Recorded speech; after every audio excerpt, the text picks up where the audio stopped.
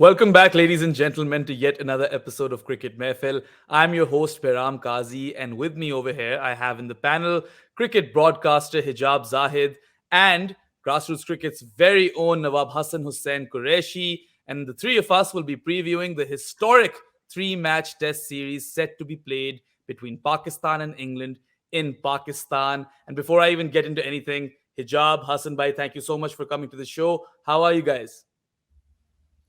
Great, and always a pleasure to be back here at Grassroots and talking with you guys and talking cricket with you guys. It's always fun. So yeah, looking forward to this. First of all, Behram, welcome home. It's great to have you back. It's always wonderful to have this opportunity. And, it's just always great fun when the three of us get together to talk about cricket because I think people expect a serious conversation and then the three of us show up. It's great.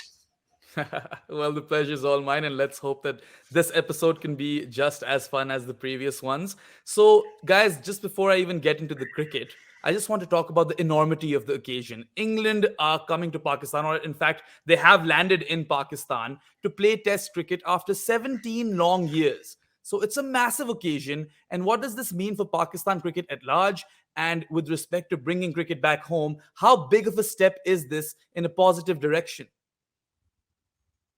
It absolutely is. It's probably the biggest series that we have had until now. I mean, obviously, the Australian series was very important as well, that happened earlier this year. But just imagine, like, by the end of this cricket season that we're going to have in the next 3, 4 months, all the big teams, including South Africa, Australia, England, New Zealand, everyone would have toured Pakistan within the span of 2 to 3 years, right? Who would have thought? That we would see days like this back in Pakistan, all the cricket stadiums, full of people, full of energy. And there's just like, even generally, there's just too much cricket going on in the world. But then again, it's test cricket, and test cricket never loses its charm, does it? So yeah, I'm really looking forward to this. All the three tests are at great venues. You're going to see so many people. I'm telling you right now that when it comes to the first test, the Pindi test, it's all sold out. You're Oh, going to yeah. see full stadiums all 5 days. Hopefully, we'll have a game for all 5 days, and you're going to see so many people coming in, and it's going to be a festival of Test cricket in Pakistan. Hopefully, this whole month, and then the next coming month as well. Behram, I think what makes it even more special is when we saw earlier in the year, last time round, when England didn't come for that series, that was supposed to take place. And then they came, and just the 70-20s was just incredible. Full houses, Karachi and Lahore. They're a very popular side. They're world champions in T20 cricket. A lot of their guys play here. Pakistani fans have an affinity with them. They've got a brilliant culture when it comes to touring and going places, the Barmy Army, and just seeing that excitement, people excited to come to Pakistan, saying how excited they are to discover Pakistan, find out about that. So given what Pakistan has been through in the last few years, many years now, and slowly cricket started coming back, and then obviously COVID happened, a lot of other stuff happened. This just kind of really feels like, just like those 70-20s felt like the real deal. This feels like the real deal. And then, the whole thing about 92 and the World Cup and everything. And then Pakistan touring England after that, England touring Pakistan. And I just want to say that I think it's just the reaction of their fans and their players. Just Ben Stokes coming in and saying he's going to be donating his match fees. Mhm. It's just, okay, we want to say bad things to you, but now it's even tougher. We already like you. Don't get to this point where we're supporting you over our own team. But they've just said the right things and done the right things. And we saw cricket relations between England and Pakistan have always been a bit up and down. And then the fact that that there is a possibility once again of players of Pakistani origin in this England team. We already saw it in the World Cup. So I just think it feels that big. And like Hijab rightly said, there's so much more cricket coming up. England Pakistan's always been special. Not just for people like me who have a connection to both countries. For all of us, it's always been special. And the 2005 tour, we played some incredible cricket. And England had come here after beating Australia finally. They were on top of the world, and we brought them down. They've come here literally on top of the world, and I just hope it's like Hijab said, 5 days, inshallah, every venue sold out. The people are loving it. Behram, it is impossible to describe. Like you said, from the minute they've landed to now, I think all of us have just been in this state of happiness and inshallah hoping that everything goes well. Yeah. Yeah, inshallah, it does. And yeah, just the social media content that's been coming out, like we're fueling our souls just through that. And you mentioned Ben Stokes being very generous in announcing that he will be donating his entire match fees from this series to the flood victims in Pakistan. So thank you, Ben, if you're watching. We really, really appreciate it. And this sort of sentiment, it goes a long way with the people of the land. And welcome to England, of course. And yes, we're all super excited. And you mentioned the Barmy Army. I'm super thrilled to watch Nasser and Atherton and David Gower commentate on the series. And that's really what I'm looking forward to most, I think. Let's move on to the teams then. I want to talk about Pakistan first. And before we get into anything, we must, address the fact that Shaheen Shah Afridi is out injured. He is Pakistan's premier pace bowler, and particularly in this format, he's a cut above the rest. You'd have to say that, given that he was the Garfield Sobers Player of the Year not too long ago. So, in Shaheen's absence, you have Naseem Shah leading the attack. He'll be the spearhead. And then, given that the Pindi surface has a bit of spice for the Pacers, you'd think that they would go with the three pacer approach, and you'd think that they would deploy Fahim Ashraf in the squad just to provide a bit of control and also provide strength in the lower order as far as batting is concerned. So the question arises that who will be the third seamer? Now, you can take a punt with Haris Rauf. He does have limited first class experience, but he impressed for Yorkshire and he's been an out and out superstar for Pakistan in the last few months. Or you could go with the new guy, Muhammad Ali, who's actually taken 56 wickets in 2 seasons of the Quaid-e-Azam Trophy, and no other pacer had more wickets than Muhammad Ali's 24 in this season of the Quaid-e-Azam Trophy. So you have those guys or Mohammad Wasim Jr., who I don't think will get a game. So I really want to pick your brains. Who do you guys think will be the third seamer? So, in my opinion, I think you have enough bowling resources to last the whole three tests, right? You don't really have to have the same kind of bowling attack for every single venue. In my opinion, it actually really, really has to depend whether you are playing in Pindi or in Multan or in Karachi. It's going to be very different. All three, tests are going to be very different. The approach will be very different, and you know that England is going to come hard at you. So that makes it a very risky approach as well when it comes to choosing your playing 11. Look, in my opinion, Haris Rauf has done everything right up until at this point, and he deserves that test cap probably more than anybody at the moment.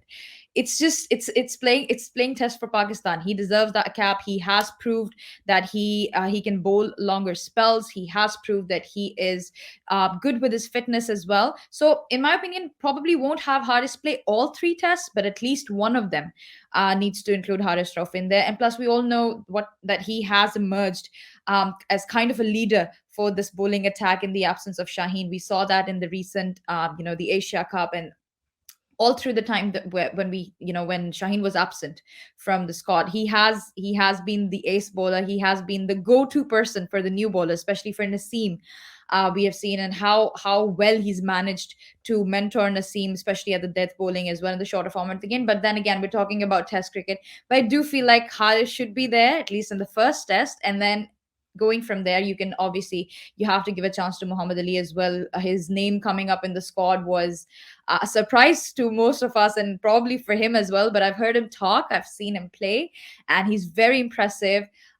Like the way he approaches the game, and I really like the fact that he can bowl at a very consistent pace throughout the whole day. That is something you don't really see a lot, because I've seen that he can bowl the longer spells. He can bowl 18 overs at a time, but not lose his pace. So how often do you see that? So that's something that's very special, and I really like him to be included in the squad as well. But I would probably start with Haris, and then probably in the later tests I would have include Muhammad Ali. But let me tell you one thing: Fahim Ashraf is a must for me. I'm not Mhm. taking any chances on you guys not including Fahim Ashraf. So if you take him out of the equation, trust me, you're gonna lose the game from the get go.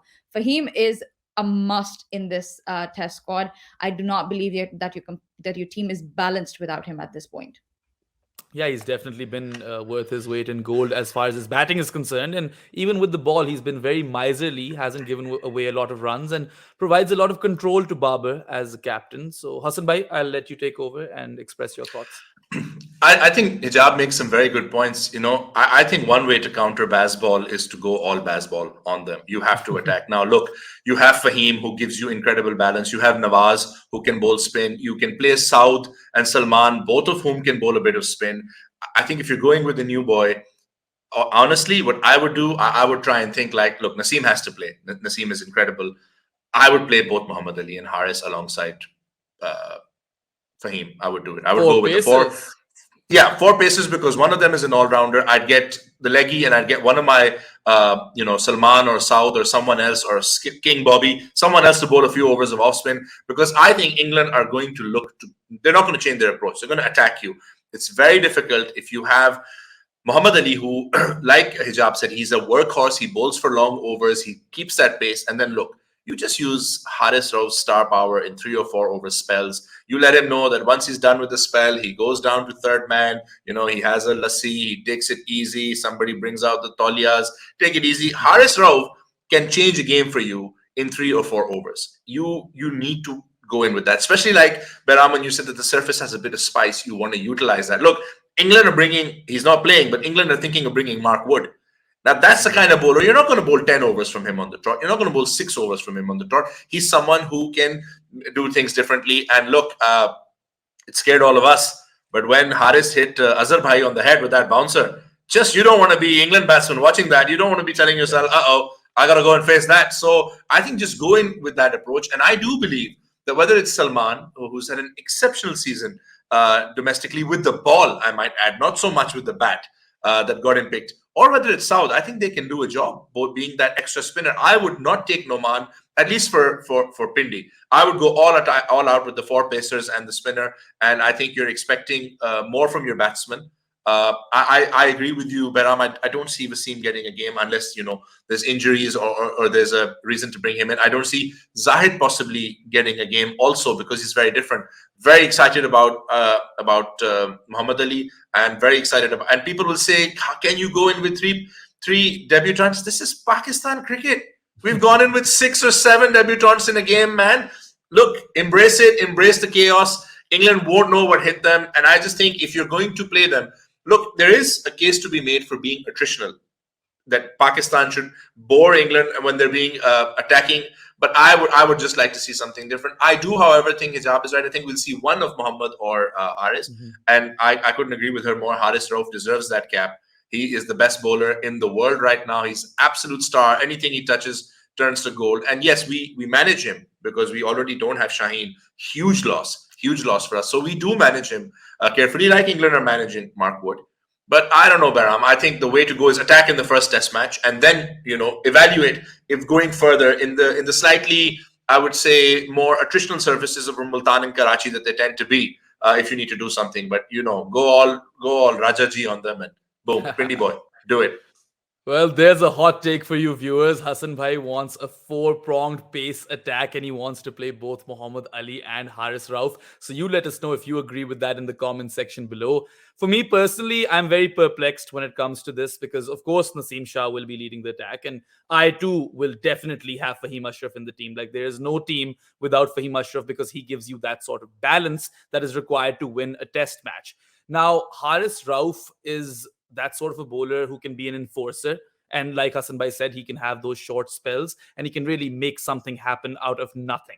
And the Pindi pitch could assist him as well. It's his home ground as well. So yes, there are all of those things, going for him. But then Muhammad Ali is that workhorse sort of bowler who can bowl with the same sort of ferocity, in his 10th over as like the same way he bowls in his first over. So that's the dilemma, and I personally do not know who to pick. But since I'm a massive Haris Rauf fan, I think it's just time to blood him in Test cricket. And Hijab and I were talking the other day, and she made a very valid point where she said that Haris Rauf, unlike Pakistan's other pacers, is not 22 or 23. Haris Rauf is in his late 20s. So if you want to utilize him in red ball cricket, now is the time. And I know a lot of people say that, he doesn't have a lot of first-class experience. Yes, he doesn't. But when he played for Yorkshire, he impressed a lot. He was a bit expensive, but he got wickets. And he is a man in form, gives everything for the team. So, yeah, I am too leaning towards Haris Rauf. But if I see Muhammad Ali in the starting 11, I wouldn't be too disappointed. I would be fine. Moving on, Hassan Bhai, you mentioned that you wouldn't want to see Noman Ali play. That was quite a perplexing selection as well, right? Leaving out Zafar Gohar, who was so prolific in county cricket. And then in the two games that he played in the Quaid-e-Azam Trophy, he took 12 wickets over there as well, was also scoring runs. So he was giving you that sort of angle as well as a lower order batter. So I personally think that that was a selection howler. Zafar Gohar should have been in the squad, and that way your balance could have been even better. But now, if Noman is playing, we should definitely talk about the other spinner who we're all, looking forward to finally see in Test cricket, Abrar Ahmed. Now, this kid is an absolute prodigy. We saw him in the PSL a few seasons ago, and now in this season of the Quaid-e-Azam Trophy in first class cricket. Abrar has taken 43 wickets in 6 or 7 games. He's got 5 fifers, and he's literally taken the competition by storm, was the best bowler, and he has ousted Yasir Shah from the team, who had quite meager returns in the recent past, not just in international cricket, but also in the domestic circuit. So we're all super excited to watch Abrar on the big stage. So I just want to take your thoughts on this new mystery leg spinner that Pakistan is about to unleash on England. So I've seen Abrar bowl in the shorter format of the game. Obviously, we saw him in PSL. I saw him in KPL bowl as well, and then just very recently the Quaid-e-Azam Trophy. He was the highest wicket taker. I think we all know that by now by heart, that stat, that he has been super impressive. I've seen him bowl live at the Pindi Stadium as well when we were commentating on the game. And the way I felt about the whole performance of Abrar was that he was very good with his varieties. Like the bat, he just leaves the batsman guessing as to what he's bowling next. The way he conceals his delivery and just reveals it at the very last second, that's very, very helpful for him. So even if the pitch is not very, very helpful for the spinner, Abrar knows exactly what to do to deceive the batsman. Obviously, it's going to be a very different, game, because it's international cricket. You have Ben Stokes and Joe Root batting, in front of you. Obviously, it takes a lot out of a young bowler to make his mark at his very first game. But I'm actually backing Abrar to do his best, because I think he has the talent to do it. He has the confidence to do it, especially in Test cricket now, because of the kind of season that he just had with our domestic team. And he was playing under the captaincy of Saud Shakil, and I really loved how Saud was using Abrar when it came to the domestic season. So I really, really hope that he gels well with the captain, with the vice captain, and they know exactly how and when to unleash him, because that would be more important right here. Like, when do you unleash Abrar? How do you unleash him? And how does he trouble the batsman? That would be very important to see. But yeah, he's probably one of the most like sought after people at the moment right now. I'm really, really excited to see him play and just make his mark right now. Very fun tidbit over there by Hijab, where she says that how Habrar hides the ball before bowling. I think that could be one of his main weapons. And also, Hassan bhai, Pakistani surfaces, the pitches over here, aren't extremely conducive to spin as you would Not see in anymore. India or Yeah. Sri Lanka. So for a spinner who's 24 and is a leggy to average 22 with the ball, that's quite phenomenal, isn't it? It's really phenomenal when you consider that he came in with such a bang, and then a lot of people don't know that he was actually out injured. He missed a big chunk of the season, didn't give up, kept working. He's worked on his fitness. It's really good to see him come back into the team. Brilliant point by Hijab that both his first class captain and his first class wicketkeeper are in the squad. Pick their brains on how to utilize this boy, because look, he broke my heart when Southern Punjab were looking good and he just ran through us like a knife through butter. But I was just looking at this boy and going, there's something special here.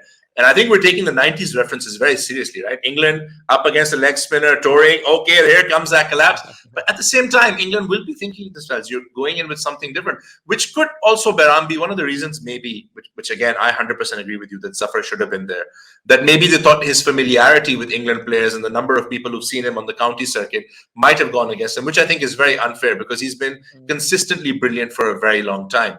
What I want to see, like Ijab said with Abrar, is just unleash him at the right time, utilize him. He's going to be something different. England will attack him. He's also not coming up against a team that will kind of sit back and allow themselves to be overawed. You think back to Bilal Asser's debut when New Zealand just kept playing him off the back foot, everybody getting out. The minute they realize, okay, we can go on the front foot and play him, he didn't pick up a test wicket after that. So the point is that you need Abrar to understand that he will be attacked. So you need to, be in the young boy's ear, give him support, believe in him, absolutely has to play the entire series for me. You have to give him that backing. He's a special player. You don't pick up 43 wickets in 7 games, breaking Hassan Bhai's heart along the way if you're not doing a good job, simply because, like you said, our wickets are not that conducive to spin. And it's important that in fact, I think we have spooked England so much that they've rushed Rehan's call through, simply thinking to themselves that they want to have, their own leg spinning all rounder over there. And I just think you go with him. Love Noman. I've worked with him. He's a wonderful guy. I was so happy to see him make his test debut. I just don't think it's the answer if you're going to attack in the first game. I'm more than happy for him to play in Karachi and Multan. I just think in Pindi, you go in with something different. You go in with Abrar. And maybe the lack of spin, because he's not a big spinner of the ball. Maybe that works in his favor too, almost like early days Anil Kumble, who would use a lot of pace through the air. So I think you have to go with that. Just like Hijab said, you have to utilize all these bowlers to their strengths. England will be ruthless. They will not stop. We saw that. They will attack us. They will think we have to have 350, 400 on the board on the first day. Make them want to not attack you, and fight fire with fire. That's how we have to go. Yeah, and a leg spinner is really handy when the opposition is attacking the way England are attacking currently. And they have said, Brent McCullum in his press conference said that they won't be looking to draw any games. If they feel that they can go win a game, they'll go for it, even if it comes at a cost of losing the game, which is music to my ears, because that's what we want to see in Test cricket. And I was at the team training the other day and I saw Brad bat.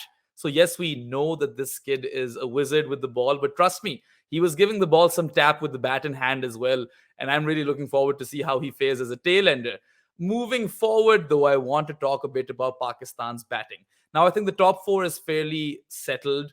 You have Abdullah, who is in peak form, not just in international cricket, but also in the Qaid-e-Azam Trophy. He was just scoring runs left, right, and center. And then you have Imam ul Haq, who averaged, 74 versus Australia. So he's also a man in form.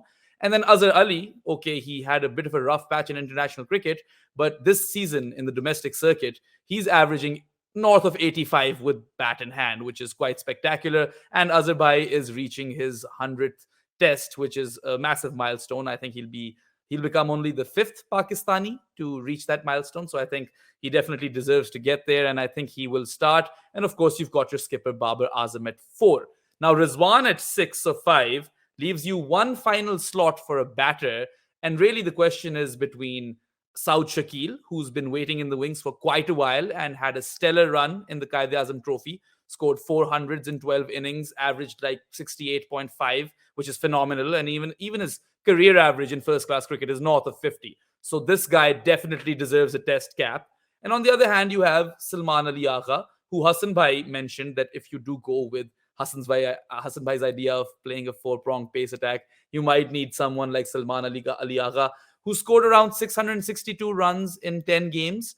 But more importantly, he is a partnership breaker and his spin bowling comes in handy. So who do you guys think should slot in Pakistan's batting order? Should it be Saud or should it be Agha Salman? I mean, like you said, the top four is already set. So I don't think we're going to see any surprises wahan par. Imam has been very good, especially at this venue. He'll probably remember his last century here as well. I saw that live. So yeah, so he's confident. He's good. Abdullah, we all know, Wonder Boy for Pakistan, especially in this format. He has been excellent. It's a difficult call to make, to be very honest with you. Very, very difficult call to make. But then again, it actually depends on what kind of strategy you're going in with. Like Hassan Bhai said, if you go with, which I do believe is unlikely to happen, with 4 pacers and stuff like that, then you'll definitely want Salman Ali Agha in the team. You want to cover all your bases. You want a spinner there that can fill in some overs in there and help you out with the spinning department, assist you in that, and give captain a legit option to go for. But then again, if you do not go with the 4 pacers and you really want to go batting heavy, then Saud Shakil is your man. And I really, I've seen Saud play like this season domestic, and he's been in such good touch. Like, it was really, really hard for Abrar to like take his wicket in the very last game that I was watching. It was I'm sorry, I said Abrar. I want to say bowler. I don't know why I'm saying Abrar, maybe because it's 2 a.m. in the morning. But so it was really, really hard for the bowler to like take his wicket. Like, he doesn't just give it away. It's very hard. His defense is so solid and he's so good. And I really don't want what happened with Fawad Alam to happen with Saud Shakil. Really don't want Mhm. Pakistan to waste his peak years. I think he's exceptional. I think his temperament is good. I think his technique is good. His stroke play is magnificent. Really want to see him play for Pakistan. I think it's high time we get him in the squad. So yeah, I do see maybe if you're talking about prediction or foreseeing it, I do see Saud coming in instead of Salman Ali Aga, and we going with three pacers. But Mhm. surprise, surprise, if we go with four pacers, I really don't see South playing. Salman will be your legit option at that time for batting. But then again, you have Fahim Ashraf, right? Then he brings a Mhm. lot of value when it comes to the batting, especially in the lower order. And we've seen what Fahim can do, and he has done repeatedly for Pakistan. So I think it's just it's a very huge call to make at the moment. But do we think that it's going to have a huge impact on the game, especially in the first game? That's yet to be seen. Like, I don't think anyone can predict on that at the moment. Yeah, you're very right when you compare Saud Shakil to Fawad Alam, because both of them have been prolific run scorers in first class cricket. And Saud has been with the team for quite a while. So that's why I really feel that he deserves his test cap. And it's high time. And, he's performed so well in this year's Qaid Azam Trophy. Also led Sindh, which definitely counts for something. Performing as a skipper is obviously harder. So I think that, he is primed to make his debut, but I'll let Hassan Bhai share his thoughts as well. I think it's a very valid point. Obviously, the thing is that if you use South, the biggest concern, obviously, with us going with four pacers is that it kind of extends our tail. Why I think why we won't go for it yet is because you wouldn't want all three of Muhammad Ali, Haris, and Abrar coming in at 9, 10, 11. You can't possibly have Naseem batting at 8 unless it's against Afghanistan, of course.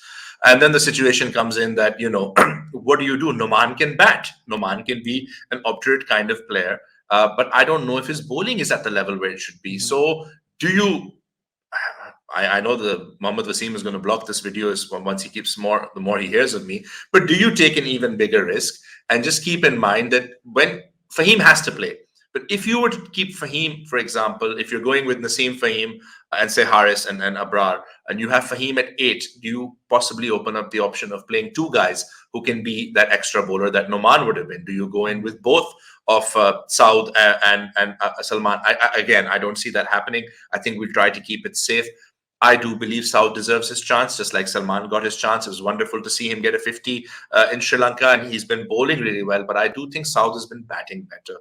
And I just think that, for him, having been around the squad, Saud, Kamran Ghulam, Salman Ali Agha, Osman Salahuddin, these guys have had a little bit of a taste and they've all been performing consistently. And they see someone like Abdullah come in and do so well. I think there is that confidence. And I have to always do this. I think just people expect it from me. We've got Shani in the squad as well. All right, okay. People are True. totally overlooking my boy, and he's there. And here's the thing. Here's a very interesting thing that I remember England doing in the 90s. Now, yes, we don't want to copy anything that England did in the 90s, but one of the things that they did was they had opening batsmen playing much lower down the order because of the amount they'd be able to take on with the new ball. Mhm. I don't see Shan making it. But look, when you're playing Fahim, and if Fahim is batting at 8, can you go in with batsmen, like you said, Rizwan is done at 6. So can you go with the batsman above and below him? But I think we'll take the safer option. We'll go with Noman. And in which case, you won't really see South bowl, which I find kind of sad. But I would give South his debut over Salman first. Simply because I just think, like Hijab said, he's played really well. And then there is that added advantage of him knowing how to unlock Abrar. You want to have that on the field. If I'm Babar, I want to be talking to Saud. Okay, tell me what his preferred field placings like. How does he react when he's being attacked? I just think you can't. It's one thing to say, yeah, he can be the 12th man. It's not the same thing if you have him standing there. So I think that should be the plan. Either way, whoever we give a debut to, I really hope, or we give a chance to, I really hope we tell them you're in it for the long haul. We're going to back you constantly. You have our support. This team believes in you. Go out there. Playing for your country is the biggest honor that there is. Believe in them. Let's not start, there's Pakistan cricket is littered with one cap wonders, guys who deserved 10, 15 caps. And the job is so right. Nobody wants to see what happened with Fawad happen again, Mhm. because it's just not fair to someone who did it so well. So yeah, I would be happy for Salman to play. I would be happy for Shan to play. But if South gets his debut, I think three debutants. Yeah, you can forget my theory of the four fast bowlers not have Pakistan going in with four debutants is just not happening. I would love to see it. I think they would bring in excitement, freshness. And we need to start making a list of who's going to give all the caps away, yeah? Because come on, who all from the commentary? Hijab is giving one, Behram is giving one. That just leaves. Who does it leave? Saklan Bhai and Yusuf Bhai. There you go. So yeah, go all in. Yeah, we love ourselves a left-hander, whether that be Saud Shakil or Shan Masood or even Mohammad Nawaz. We've completely forgotten about Mohammad Nawaz, by the way, in this entire Imagine, video. We keep imagine. talking about Noman, but what if Nawaz can slot in place of Noman and that gives you batting Love depth? it. And he was really, really good with the ball in Sri Lanka. He got a sixer, if Yeah, I'm not wrong. yeah, So yeah, you've got yeah. that option, and that really opens things up. And I just want to complete that thought that my vote is also for Saud Shakil. I just think the hallmark of his batting is that he's just so compact and he has such strong control over his shots that I think that it's about time Saud Shakil gets his debut. And one final thought now that we've mentioned Fawad, guys, before we move on to England. Fawad Alam averaged 8.25 with the bat versus Australia and scored 58 runs in four tests in 2022. Now, that is quite a drop in form if you compare it to his 2021, where he scored vital hundreds for Pakistan and was a hero for the test team. And do you think that he was maybe dealt with a bit harshly? Now, he wasn't in the best of touches in first class cricket either. I know he got 100 today, but the selection happened prior to that 100. So, where do you guys stand on that? Like, for me personally, I do feel for Fawad, but at the same time, I do want to blood South Shakil now. So, I really want to know where you guys are at with respect to Fawad's exclusion, which is quite high profile at this point. Yeah, this is like Sophie's choice. Like, what do you want me to do? Do you want me to give Pavard a longer run because obviously he deserves it. He deserves the world at this point, and we all want to see him succeed. For all his patience and his temperament and the way that he presents himself, we all want to see Fawad Alam succeed and everything. It's not our fault. He did not get into the team when it was his time. When he was supposed to be in the team in the 2012 onwards time. It's not our fault. Whose fault it is, we all know. So I'm not gonna go deeper into that. So the thing is, I don't want that to happen to the new players. I don't want that to happen to the players who are ready, who have worked. In point in case South Shakil, I don't want him to sit out such like you mentioned, but I'm the very start. This is a very historic series, right? Your name would be written in the history books for playing England when they came back after 17 years to Pakistan. Imagine what a huge opportunity this is for Saud to make his debut. Like, just imagine it. And then when you talk about being harsh with Fawad Alam, I think we were absolutely harsh with him. A couple of bad series or a couple of series with a dip in form is nothing for a player like Fawad Alam. We always know that he bounces back. The thing is, he hasn't played that much international cricket. Like, where's the sample size? Like, if you look at it, if you go past 10 years, if you look at the past 10 years, you want to see, okay, Fawad Alam had a couple of bad series, but then he came back into form and he performed really well. Sample size ही नहीं है. Like, we don't have anything because we never actually gave the guy the chance that he deserved to play for Pakistan. And now it's such a sensitive topic for me to talk about Fawad. I feel like someday I'm gonna just cry. I'm gonna cry my heart out for him because that's how sensitive I am about this whole thing. And I feel like he deserved a longer run. He deserved everything. And I know that he's bit like down on form right now, but then he brings enormous amount of experience with him, and the way that he stands to play, trust me, it confuses me as a commentator and as a viewer. The way that he stands to bat, I really love how it toys with the bowlers. So I'm really gonna miss watching that, his special stance that he takes when batting. But yeah, I know, I don't know what's gonna happen after this series, whether he's gonna come back or not, because he did, like you mentioned, didn't really have a very spectacular domestic season either, this time in the Qaid Azam Trophy. But the one thing that I know about Fawad Alam is that he's never going to give up, and I really hope that he doesn't.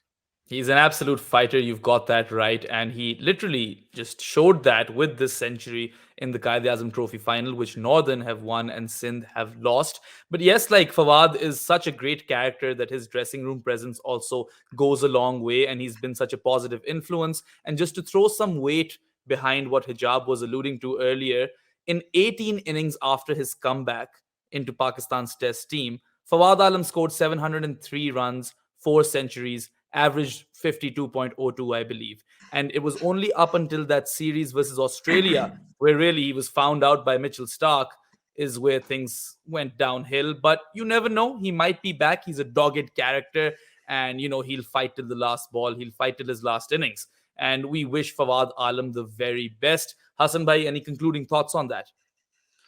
Yeah, look, I think it is always tough. It's hard for someone like Fawad that we all love. I think the issue has also been that there was a feeling that Fawad technically is for the first time going through a bit of a slump with bowling around the wicket, bringing the ball in, and a feeling that he's getting out LBW and getting bowled. So there was uncertainty. Now this is a guy who backs his stance and backs his ability. So I don't have a problem because I know that he's going to fight. I and watching him play domestic cricket is really good for the up and coming kids because he's going to be someone to show them that it is harsh. It's absolutely harsh, but it was harsh when he was dropped after 3 games and then not picked despite literally scoring 10,000 runs constantly.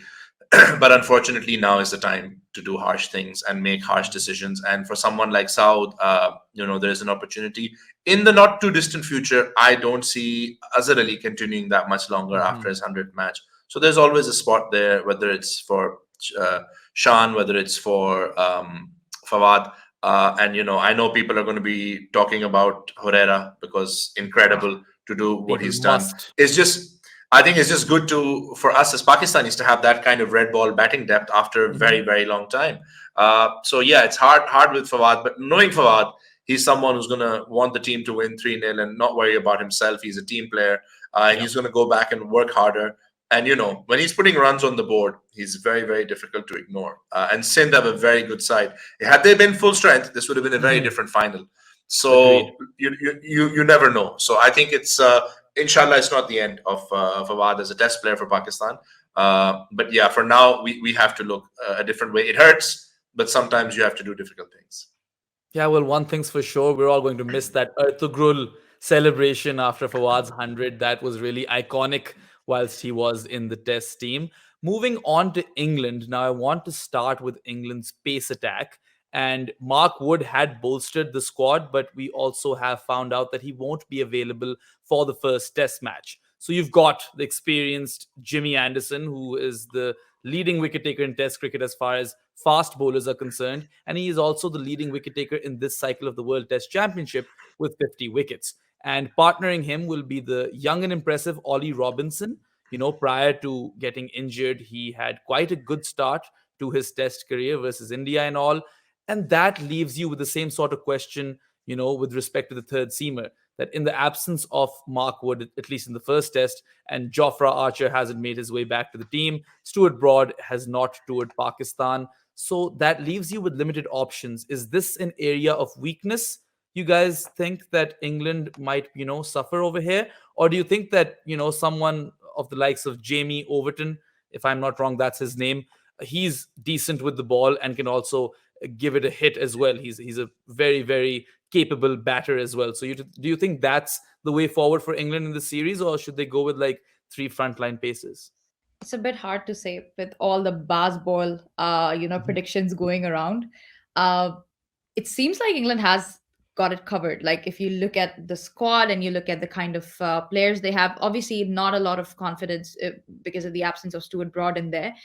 If he would have been in there or Mark would have been in there, trust me, I would have been worried, very much worried. I still am. I'm not saying that I'm not worried at the moment. I still am because it's Pakistan that plays. When are you not worried about them? But then again, I think it all depends on the mindset at the moment. We all know that our top four are exceptionally good, right? But what we want them to do is dominate this bowling lineup, and you have a very good opportunity to do that with the absence of, especially with the absence of Mark Wood in there. They would have loved Mark to be in there. Mark had made his mark in the T20 series just recently, and he troubled a lot of our batsmen. And I was listening to one of these interviews of Babar, and if somebody asked him, who would you like to hit for a six, and he said Mark Wood stayed away. So you understand that plays on his subconscious a little bit.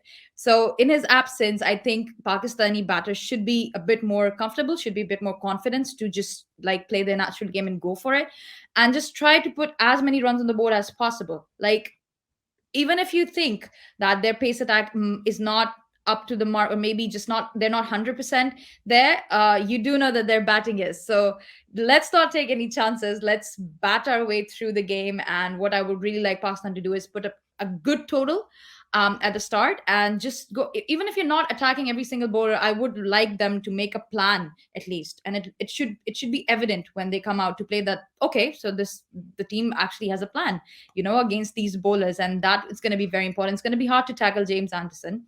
It Mhm. always is. He's one of his kind, and I think the only player who came back in 2005, and now he's back. So And yeah, Paul Collingwood, but he's in the coaching staff now. he's in the coaching, so he's the coach this time. So yeah, I mean, it's gonna be a good contest, I believe so. But yeah, absence, like, see, just the absence of Shaheen hurts us. Usi tarah the absence of Mark Wood is gonna hurt England. But does that mean that we're not gonna play a competitive game? Absolutely not. You're gonna see a one hell of a cracking game here, because both of these teams are so competitive, and we have a bit of a history with them now. We just lost a World Cup final to them, so you have the emotions are gonna be right up there in the top. So you need that. We need that redemption. Although this is a different format, I understand, but it's the same opposition. So let's just hope that we have a good game. But yes, I would really like Pakistani batters to attack the English bowling lineup. Maybe not all of them, but you have a chance to attack some of them and create a mark right there. Fair enough, Hassan bhai. I am a bit surprised that they've obviously with Wood's injury history and how important a bowler he's been them and how they've handled him with kid gloves, which has been very smart. And the fact that the idea that Archer is not there also, I mean, just how dangerous their attack becomes if Archer and Wood are both fit. But I am a bit surprised that with Broad not touring and Ollie Robinson still a little bit raw and Jamie Overton also, I'm a bit surprised they don't have a little bit more fast bowling cover. Because if you play all three of them and you play just the one spinner, who are you expecting to bowl the bulk of the overs? Ben Stokes, incredible all rounder, very good as even a third or a fourth seamer. But how much bowling would you want him to be doing? Mhm. Especially considering that at times it's taken a toll on him. I know people try to take this. We react to it a bit funny, but from where they're coming from right now, the weather over here, even the late 30s, the early 30s, the late 20s is a bit different, especially at times of the day. So it's also not like the weather is that cool or that whatever for them.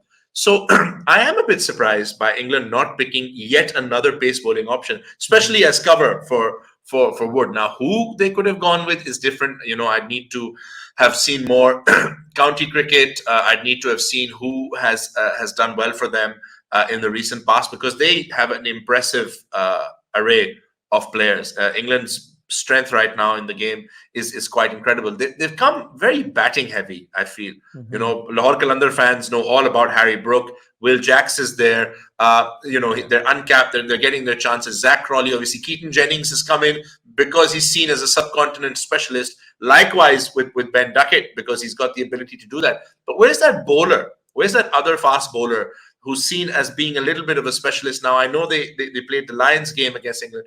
So I feel they might regret not having cover for Wood for this game, because Mhm.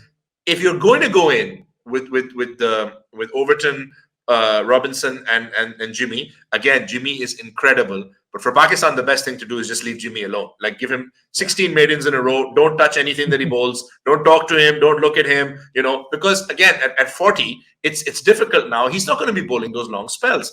So I feel England have missed a bit of a trick here. I hope I'm right, because if they go in with the two spinners, or if they overbowl Stokes, that comes into Pakistan's favor. Hijab is absolutely right that you need to target them. You need to set plans. And I think for Pakistan, without hopefully getting too far ahead of ourselves, targeting the younger guys who are playing in Pakistani conditions for the first time would be the sensible thing to do. Now, I know what everybody thinks when they play a test match against Pakistan. Just keep a left arm spinner. Pakistan will go from 157 for 2 to 162 all out. That's how it happens all the time. But I just feel that right now, Pakistan have to look at it that way. And then whereas we seem to have a little bit of depth without Shaheen, who, by the way, for us is a bigger miss than I would say Wood or Archer are for them, even though, Wood has been. I think Wood has kind of been kept there for that impact that he's had on Babar. There's that feeling that he can rough Babar up. He can pressurize Babar. You would use him the way we would have used Rauf, just 2 or 3 over spells here and there. So I think if England are forced to go in, or are England going to throw a surprise on us? 18-year-old Rehan Ahmed coming in with another spinner. Rehan's Dad's from Pakistan. There are going to be hundreds of stories about how he's just coming home to push one back into the grandparents, or every time you all get all those stories every time there is that. So England, I feel, have missed a trick by not having cover for Wood. I don't know if Wood's going to play in Multan. Also, I don't know. Do you risk Wood if he's not 100% fit? You play him on a surface like Multan, which may be very batting friendly, or a surface like Karachi. So I think they should have had a couple of other bowlers, as opposed to I can't see Keaton Jennings, for example, getting a game. So would you not have been better off keeping another fast bowler there? So yeah, a bit surprising that England have gone this way. I'm not complaining. I hope it all unravels horribly for them, and Pakistan are 600 without loss at the end of the first day. But I just think what Jimmy Anderson brings to it with his control, and like you said, Behram, that I think Robinson has done very, very well. The chances, I think Pakistan might look to target, Overton, which again, he's a very, very good player again. So tough to pick out between the two sides. England are not a weak team, and we know that their philosophy is going to be to go out there, pick up wickets, attack, score runs. I think that might embolden them also. But I would like Pakistan to think to themselves that maybe England have missed a trick without having more fast bowling cover. While we were having this whole discussion, so it seems like England has announced their playing 11 for the first test Oh, already. there we go. And Ooh, hello. guess who's making their test debut? Rehan Ahmed. Is it Rehan Rehan Ahmed? Ahmed, is it? No? No, it's Liam Livingston with a test debut, Okay. and Oh, very Ben interesting. Duckett is Yeah. back in the squad as well. And so I'll just go through the squad very quickly. You have Zach Crawley, obviously. Ben Duckett Mm, has come in. Ollie mm, Pope is there. The magnificent Joe Root is there. Harry Brook is in the test squad as well now. Wow. Ben Stokes, obviously, captaining the side. You have Ben Fowkes in there. Liam Livingston, the test debut. Jack Leach, Ollie Robinson, and of course, James Anderson. So that's the very interesting. playing 11 for the first test against So Pakistan. I think that we're going to get to see a lot of Liam Livingston with the ball based on Oh, that yeah, lineup, yeah, because yeah, that's yeah. basically what they're kind of going with. And you know what? It kind of makes sense as well. I I think, I think, personally would not have thrown Rehan Ahmed into the deep end like yeah, that. I think that was yeah. the wrong call. You can keep him around, for experience, but I would not have given him a test debut. Even though lots of my followers on Twitter were like, of course he's going to play and he's going to take a 6-wicket haul versus Pakistan, and that's what always happens. But the kid's 18 and he hasn't had a lot of experience, and test cricket is like, very, very difficult.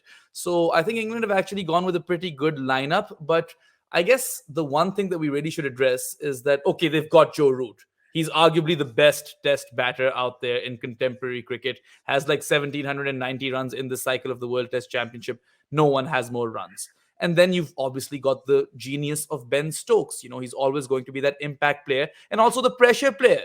Whenever the chips are down and England need someone to, pull a rabbit out of the hat, that person is always Ben Stokes for some reason. Even in the World Cup final, he somehow survived that spell versus Naseem and guided his team home. And yeah, I won't talk about that anymore. But apart from these two guys, and to an extent, I guess Ollie Pope, because he's been around for a bit at least and he's got that experience, you don't see England's batting as like a behemoth that cannot be conquered. They seem like a very beatable sort of team if you just look at the batting lineup. And of course, Keaton Jennings, he's got a lot of runs in the Division 1, 1,233 or 32. And like Hassan Bhai said, that he's a subcontinent specialist. Ben Duckett as well, he's a really, really good player of spin. But a lot of these guys are, not very seasoned when it comes to the international arena. So do you think this could be a weakness that Pakistan can pry on? They should, ideally, absolutely.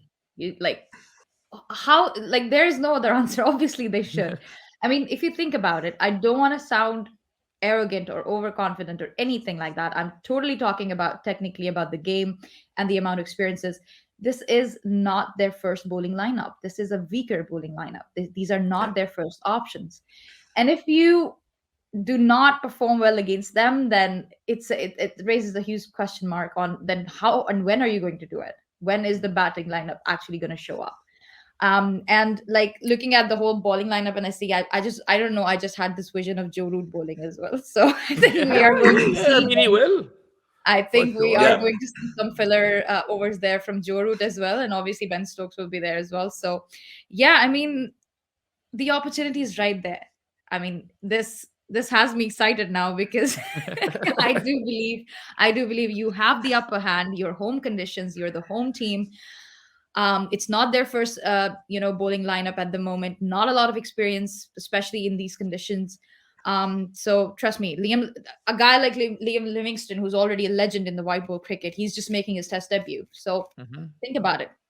Think And it's about not where as you are. straightforward, right? Like Josh Butler struggled quite a bit in Test cricket, and you see Ben Fowkes is playing now. So, even if Liam Livingston has made such a massive mark in the limited overs format, there's no guarantee that he can translate that into Test cricket. Hassan bhai? Yeah, but still, Beram, you have got to love their approach. Like, Oh, look yeah, at yeah, look yeah. I'm at their not hating on selection. the I approach at mean, all. I Next, am in awe of this approach that they have towards Test cricket. They have literally changed the landscape of the yeah. white ball cricket in the last 5 years, and now they're on to their next project is to change the landscape of the Test cricket. We're going to be left really, really behind if we do not keep up with this because Hamari Test cricket is a bit of a snooze fest. Mm. I'm not being. Yeah. I don't think I'm being harsh by saying that because we have seen that this has, but like need to like transition into the 21st century now, get into the modern game, get into that kind of mindset.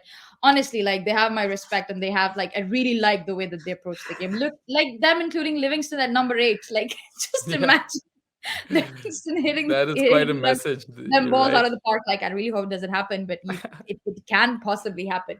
Well, So I would like, like to see them try. That's and how he I will. Like, you can leave count that. on that. They will definitely try. That's why he's in the team, right? He's not just there to bowl the filler overs. He's there as a proper batsman as well. So you've got to love this approach that England has, and I really, really hope that Pakistan has a good answer to this. Yeah, I mean, when you call Pakistan's Test cricket a snooze fest, I don't think you're being harsh. You're just being objective. And, sometimes that works for them, sometimes it doesn't. But often you are left feeling that, okay, they could have scored 50 to 70 runs more in these amount of overs. And England, what's so refreshing about this regime of Brendan McCullum as coach and Ben Stokes as captain is that everyone is bought into baseball. And just like they transform their white ball teams, you can almost sense that they might be able to achieve the same with their red ball teams. And I'd like to get both of your takes on this, that it's easier for a country like England to implement these things just because, it's not the most popular sport in the country and they don't have that sort of pressure on their back. Whereas, India or Pakistan, they can talk about these, theories. And India even said that they'll implement it in their T20 team, but they weren't able to do that in the T20 World Cup. And I think Pakistan and India, there's just so much pressure riding on every single cricket game that they play that it's hard to kind of change the DNA and buy into a new sort of system or approach. What do you guys say? Yeah, I think nice try by England, thinking they could sneak that playing 11 past us at 3 a.m. They don't know hijab is on her game. What are you thinking, guys? You think we don't know hijab is going to be up at 3, knowing exactly what the lineup is? Nice try, no cigar. One, Yeah. two. Liam Livingston, big call, very big call. He's been a bit undercooked in terms of red ball cricket. It's something a lot of their own experts have been talking about. That has he had enough game time? I hope, inshallah, that he has a stellar career after his first 3 Test matches. But I hope he makes no runs and takes no wickets for the first 3. But it is a sign of how they want to play the game, that they're willing to give someone that approach. Now, what are we doing? Hijab is so spot on that our cricket is. I'm sorry, it is a snooze fest, especially at home where we are panicked about the idea of losing. So much so that we end up losing. I'd rather we tried not to lose and lost playing attacking cricket instead of that, playing defensive cricket, thinking, oh, we won't lose, but then we go and lose. Especially because we have a very good team. We have really good players. We have an exciting young generation coming through. And Baram, I think you're spot on. It's just so much easier for England to implement because other than the diehards who are coming out here to watch the game and the few people who are waking up, most of them are watching the World Cup, the one that they think really matters, and focused on that. So whereas in Pakistan, if you see a batsman hit 3 4s in an over, it's not just the experts. We have a media and now our fan base, and all three of us having grown up in this era and seen how social media users get onto it as well as, oh my god, itna zyada attack, kya matlab ek over mein do. So we have to have that mindset change, has to happen gradually. England don't have that stress. And a lot of people have been very, very critical of Babar. I think as a captain, this is a very big series for him. It's almost make or break for him as a captain because, alhamdulillah, his batting has been incredible. The way he batted against Australia, the knock against Sri Lanka, we're seeing the best of him. But our to do that, you have to beat England. And Hijab is right. This is not their A ball Mhm. A team when it comes to bowling. I'm sorry, it's also not their B team. This is their C team bowling attack. You need to put runs on the board. You cannot allow them to bully you at home. They're coming in thinking to themselves, great call. England people will be thinking that's an incredible call going with Liam Livingston because if he gets going, he has the ability to pick you important wickets and make runs. Do we now look at this? And I know for a fact there's no way Pakistan are announcing their team at this time. Sare sote hain. We're going to wake up in the morning, take a look, and say, acha, acha, we'll let you know. Do we go in with our four pacers attack? Do we go in with bowling the extra, bowlers? Just confuse England because now they won't walk away from this lineup. They're not going to go away from it. Do you play Salman and Saud and Nawaz and Fahim and go in with something different? So there's an opportunity for us. I think it just shows England have set a marker that we are going to attack no matter what. We're going to have belief in our number eight to be the kind of guy who can come out there and attack and score a 50. And I think we will see a lot of overs from Root and Stokes because it'll give their bowlers Mhm. some breathing time. And neither of them is a mug. Stokes is a more than capable bowler. Oh Root yes. gets through a good amount of overs and picks up wickets also. So I think England are just doing what England do. They're backing themselves and they're believing in this and wanting to go forward with it. I'd love to see Pakistan take a slightly more attacking approach. I'm not saying rip up the book and do it completely differently. I love the idea of Abdullah and Imam batting for long periods of time, grinding the other team, getting the second new ball out there, allowing us our middle order to play more. But I think England are just, we shouldn't be surprised really because it's in their DNA to make this kind of attacking move and not really in ours. But, here's hoping that we can counter this with something that approaches something more than just being attritional, but it's a big call. And it's something you may not see a lot of other teams risk doing. So giving Liam Livingston a test debut in Pindi, big call by England and just shows you their attacking mindset. Bigger call to play him at 8, right? Because that gives all of those batters the freedom to just go for it. And they've been talking about it time and again. And I'm really, really keen to see how this plays out because we've seen them deploy or rather employ Bazball in English conditions. But what happens when you go to Asia? Now, of course, Pakistan is very batting friendly tracks, but come day 4 and 5, you'd expect the ball to turn a bit. And that's when things might get a bit interesting. And Hassan Bhai, you mentioned Ben Stokes, Pindi pitch particularly. I think Ben Stokes will like it because he really gets Yeah. that ball to bounce and hey, he hits the deck hard. So I'd have my eyes on Stokes the bowler definitely for this test match, especially now that we know the playing 11. And Pakistan, like you mentioned, they don't have to completely change the way they play. Maybe they can just take a leaf out of Northern's book, right? Northern are Yeah. that one team in Pakistan's first class circuit that are playing that way or similar to what England are trying to do. So maybe Pakistan can tweak things a bit. I don't have my hopes too high for that. I just want them to compete and beat England the way they feel most comfortable. Of course, as a viewer, we all want to see them play a bit quicker. But that's just every spectator's dream, isn't it? But just one final thought, I suppose, is that in the context of the World Test Championship, now Pakistan have 5 tests left. All are at home, all are back to back. And I don't think in my lifetime I've ever seen Pakistan play 5 tests at home back to back. I do not think that's happened. Maybe Hassan bhai, आपकी शायद जिंदगी में आपने देखा हो मगर मैंने तो कभी भी नहीं देखा हुआ. And if Pakistan does somehow manage to win all 5 test matches, then they actually have a shot at the World Test Championship final. Knock on wood. So, do you guys think realistically that there's even a glimmer of a chance that that might happen?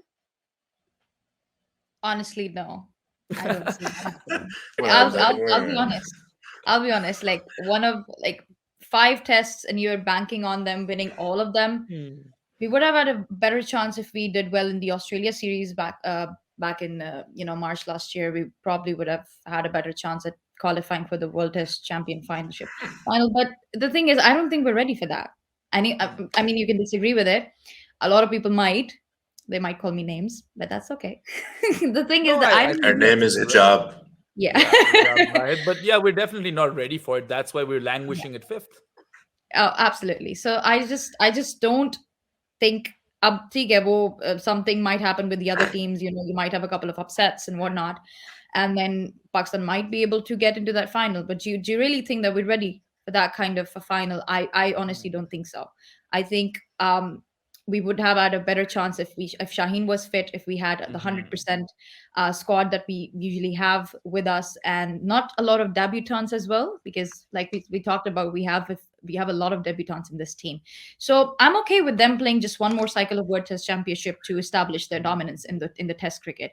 And plus, unless and until we start playing the kind of Test cricket the rest of the world is playing, I don't see Pakistan winning the World Test Champion final. Even if you make it to the final somehow, I don't see them winning it Mhm. at a neutral venue against a top seeded team. With the kind of test that with the kind of test cricket that we're playing, so there's a lot that needs to be worked on. So honestly, I do not believe that we're going to win 5 out of 5. My best guess is 3 out of 5, Okay. and one of them Uh, might be drawn, or you might end up losing one of those. But I do not believe that against England and New Zealand, even though I believe that they are not like with England, it's not their A team at the moment. I still feel like they're going to give you a very tough time, and it's not much. It's not about the opposition right now. It's just we're playing against ourselves. You have to understand we're always playing against ourselves. So unless we get better, unless we get on the level that we're supposed to, I don't see Pakistan playing the Test Championship final this year. But I really hope that they learn from what they have. Experienced in this whole cycle and implement the changes in the next one, and probably end up winning that one. Obviously, who doesn't want Pakistan to win ICC tournaments? We all do. But realistically, no, I don't see it happening. Not this time. Very aptly put over there by Hijab, and that's Pakistan cricket for you. And yeah, I mean, we're talking about us not having Shaheen, but hey, they don't have Johnny Bairstow. That guy was on steroids. So I'm like slightly optimistic or wishfully optimistic that Pakistan can somehow win this series, but I don't think it'll be that straightforward at all. I think both teams will be fighting tooth and nail, and whoever wins this series will just, scrape away with that series win. But that's just my, theory. I let Hassan Bhai carry on. I mean, win all 5 games and end up with a final against Australia. No thanks. I'm good. I think we're just going to let that one just go by. Badi meherbani aapki. Thanks, thanks, thanks for all the fish. The problem is that I think Hijab is right. I think it would be wonderful to win 3 out of 5. Not just because it's about them, but it's also about us. Now, can Pakistan go out there and play that incredible cricket? Yes, they can. Will they? To do that, they'd have to fight their own demons. They'd have to fight their own, system and beliefs and things that are taught to us that if you get out driving and get out for 44, you'll never play a test match again. It's very difficult when you put players in that position. For someone like Saud to be given a debut and then be told, "Agar tu 20 बॉलों से पहले out हो गया तो आज के बाद नहीं खेलेगा." You have to change your mindset. You have to back those players. I'm pretty sure Liam Livingston's being told, "We believe in you out there. We don't care if you get a king pair. We're still going to back you, and where we think you can make a difference, we'll utilize you." So we'll have to change that mindset. The last time we played 5 tests back to back, 1992. What is with 1992 and this year? It's like everything just keeps. But Not तब 96 भी Hassan उल्टा हो Bhai. गया. 96 में नहीं No, खेले थे five the test match series. 96 tour we played three test matches Acha, on the acha. 96 tour. 92 was, I think, actually the last time we played a 5 match series, which is absolutely horrible when you look at it. That we've not gone to anywhere and had long, everywhere we've gone we've had 3 match series, which is just not right for Pakistan cricket. We may have had series at home against the likes of Zimbabwe where we played 3, and then someone else toured a bit later and played 2. But it's just not acceptable. But so the thing is, 5 tests back to back on home conditions, you'd back yourself. And with the greatest respect to both England, who are an incredible side, and New Zealand, you'd think that you have it in you. But like Hijab said, you're battling yourself. Do we have it in us to go out there and say, look, yeah, we're willing to lose 5 matches in order to win 5 matches? Or are we going to say, nay, look, the safe bet is win the first match, prepare 2 absolute dead wickets. Ben Foakes 286 in the second test match, and Fahim Ashraf replies with 347 of his own, because we're actually going to replace the pitch with a road. We need to change that approach. I think against Australia, the feeling was that, we only made runs because they were dead wickets, whereas I thought our guys batted very well and played very well. So we're going to have to, वो जो हमारे यहाँ में कहते हैं कि हार के आगे जीत है, we're going to have to adopt that approach. Do any of us really see it being adopted overnight? No, it's a gradual process. Learn from this time, going forward, pick the right players, give them that thing. I look at this test squad and there's still a few things that are a bit unclear. There's no bigger Mohammad Rizwan fan than me, but I'm still trying to figure out if Rizzi's actually done better than what Sefi was doing as a test wicketkeeper batsman. And I don't see that answer yet. It's a very big series for Rizwan as a test match player to make his mark. It's an opportunity. Now, again, are you going to drop Fahim if he has one bad game? Again, are you going to do that? How do you utilize that? You're playing a test series without Shaheen. So there's a lot of questions that Pakistan cricket has at the moment that we need to answer. Yeah, look, if you somehow other results go your way, nobody says no to a final. Although I think we're getting a bit sick of finals now. We keep getting to them, and then it's like it's all like 99 again. It's like I keep watching the DVD till the semi-final, and then I close it. Like my son has never seen past the New Zealand game. He thinks that's where the World Cup finished in 99, and that's how it's going to be forever. But my point is that we have to now take that next step. We are good enough to get to finals, to win finals, and Hijab is 100% right. Look, the world has moved on. Pakistan, India cannot keep getting away thinking that we're going to. Other teams play spin really well now. Other teams are familiar with your conditions. They have an idea. Basball is not going to be afraid. If you give them a spinning wicket and a Brad, they will say, we'll give you a spinning wicket and Liam Livingstone. So we would need to look at that. I think if Pakistan finish, and I know it's sounding defeatist, but I'm just being I'm being practical. If Pakistan can go through these 5 matches without losing either series, I think we'd see that as a very big thing for us. But I hope we are willing to take the risk of losing both series in order to win them. And that would require us, Behram, to play the kind of cricket that we are capable of, but we've just not gone out there and applied ourselves to play so far. Absolutely. And I do agree with the fact that we are a work in progress with this test team. And, after the highs that Pakistan experienced in test cricket when Misbah took them to number one for that very brief period. But ever since, Pakistan has not been very impressive in test cricket. And if you look at this cycle in particular, even if I excuse the Australia series, because Australia are arguably the best test team right now in world cricket, those 2 losses, one against Sri Lanka and one against the West Indies, those are a bit inexcusable for me. Though that's where you kind of dropped the ball, because had you won those test matches, you would have had to win what, 3 out of these 5, and that was a realistic goal. You could have aimed to win 3 out of 5 and then go and play the World Test Championship final.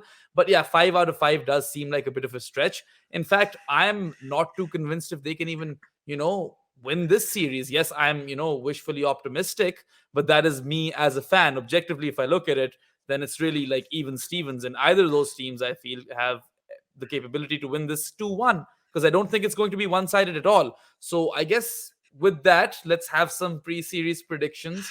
I'm just going to go 2-1 Pakistan because I don't want to be that guy who says 2-1 England. So I'll give it to you guys now. I'd say 1-1. I do see one of the games being drawn. Absolutely. And that would be our fault. Absolutely. So that's my prediction. I think it would be 1-1. Ideally, I would want it to be 2-1, obviously. But then again, you'll have to play out of your skin even to tackle this England team, because they're just beasts at the moment when it comes to mindset. Doesn't matter what the format is. They have Baz behind them. What do you have? What do you guys have behind you to Kudrat tackle? ball. Yeah, Exactly. Kudrat ball versus Baz ball. So, Kudrat ball is not going to take you far, though. I'm not saying that Baz ball has a 100% success rate. Obviously, it does not. It might end up in a very embarrassing defeat in one of these games. I'm just saying, for England, with the approach that they have. But then again, they are willing to take that risk, and I just hope and believe that one day Pakistan would do the same. So my prediction for this series is 1-1, and I think that would be actually a very good result. Yeah, I mean, I wouldn't mind 1-1, as long as we get to see entertaining cricket. And just the mentions of Kudrat ball versus Baz ball. I don't know if you guys have seen that meme. It's a picture, they've basically put Saklan's face on Ronaldo's and McCullum's face on Messi, and they're playing chess in that Louis Vuitton poster. And that's just hilarious. I'll send it to you That's guys later.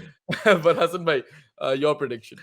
Okay, firstly, I pray to the Almighty that 1-1 does not include a draw in Multan. I will not be a happy chappy, okay?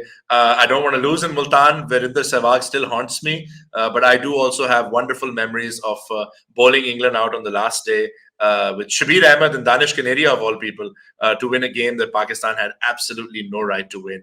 and then watching Shoaib Akhtar bowl those slower full tosses to win in Lahore, and just having the banter with the England fans is a wonderful memory, especially when most of them found out that I support England in most other sports. They just couldn't believe it. So it was great fun. Yeah, look, what's the fun of life if you're not going to be controversial? 3-0 Pakistan, every match by innings. Abrar 12 for on debut, Hassan making his debut, Muhammad Ali making his debut in Multan, another 12 for, and no, look, I think 1-1, we'd all take 1-1. We would, simply because this is a very good England side. And I do believe they have it in them. Not so much just the skill set, the mindset, like you guys have said. They have it in their mindset to go out and win. If Pakistan win this series 2-1 or 3-0 or whatever, I think that'd be a huge step for Pakistani Test cricket. And it would really bring Babar Azam to the core as a leader and a captain. So if inshallah we are able to go out there. And look, guys, sometimes also you need a little bit of luck. I'll be very honest. If we can sneak a 1-0 or a 2-0 or a 3-0, you sometimes need luck also. But I just would love to see for Babar to have that launch pad of a win against England at home. This is not, you can't look at this and say the T20 World Cup is the bigger thing. So it's okay to lose from being 3-2 up at home. You have full crowds, this is a big series. This is a very big series. And we kind of keep complaining, rightly so, about the big three all the time. We need to turn it into a big four, and we're only going to do that when we start beating these guys. And, the Australia series, I agree, it came for us. We are a work in progress. But I think a win for Pakistan in the series, however it may be so, would be a very big thing. A drawn series would actually be a good result. Let's be honest. It wouldn't be the worst result. And losing it would be heartbreaking, but England would believe that they can beat us because of their approach. They would believe that they can beat us because they're going to approach every game to win. So I think 1-1 is a fair bet. Hopefully, yeah. I'm not going with it, though. I'm going with 3-0. That's the fun. So 3-0 Pakistan. I like that, and let's hope that Hassan Bhai is right with his prediction. And just when we look at Pakistan as a test team, we're looking at a team that is in transition. So I don't expect them to deliver the goods right away. This team will grow with time, and that's why I am very, very keen to blood Saud Shakil and maybe Haris Rauf before the next cycle of the World Test Championship starts. And that's it for our predictions, viewers. Of course, leave your predictions in the comment section below and let us know if you agree with us or disagree with us. And that'll be it for this episode. Thank you so much, Hassan Bhai and Hijab, for coming to the show once again. And it's been an absolute pleasure to host you this time, as it is always. Absolutely. It's like a second home now for me. My favorite platform ever to be on. And just a message to everyone who's listening, like if the test matches are happening in your city, please go out and watch them. Support the team. They deserve it. They've been working really, really hard. And they deserve the love and the support. And obviously it's okay to be critical of the team, but it's not okay to abuse them in any way. Just a public service message for you guys. So yeah, with that, I'll hand it over to Hassan Bhai. A public service message that we endorse at Grassroots Cricket, guys. Hassan Bhai. Guys, it's always incredible pleasure. Every time I know I have an opportunity to sit with both of you, I'm so happy, and I know you're both going to, inshallah, find a way to go see the game. And it's just so wonderful to have England here to talk about it. I just think it's such a homecoming for Pakistan. We've seen this before, and it just feels that so much more special. So thank you as always for having us on, guys. Watch, subscribe, like. And please follow Hijab's public service message. It's absolutely okay to be critical. It's never okay to be abusive. Back your team, and inshallah, Pakistan Zindabad. Yep, you heard the man. So if you enjoyed this episode, like it, share it with your friends, and subscribe to our YouTube channel. And follow us across all social media platforms. We at Grassroots Cricket, we're trying to change the landscape of cricket coverage in Pakistan. We're moving away from sensationalism, and we're trying to bring the focus back to the cricket. And hopefully we'll be seeing you shortly, and fingers crossed, some big stuff is coming up. So we need your prayers and we need your support, and we'll catch you next time on Cricket Mehfil. That's all for now. Goodbye.